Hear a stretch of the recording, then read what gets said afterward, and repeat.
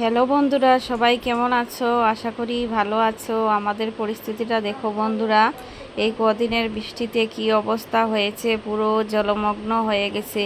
তো তোমরা অনেকেই আমাকে জিজ্ঞাসা করছিলে আমি কোথা থেকে। তো আমি ত্রিপুরা কৈলাসহর থেকে, অনেকেই জানো আমি ত্রিপুরা থেকে। তো ত্রিপুরা কোথা থেকে অনেকেই জানতে চেয়েছো আমার শর্ট ভিডিওতে, তো বলে দিলাম ত্রিপুরা কৈলাসহর থেকে।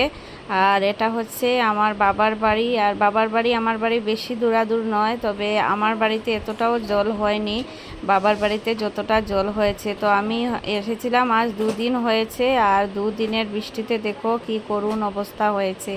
এটা হচ্ছে বাড়ির উঠোন, শুধু ঘরটাতে জল উঠেনি, আর রাস্তার আশেপাশে দেখো প্রচুর জল হয়েছে, প্রচুর জল হয়েছে।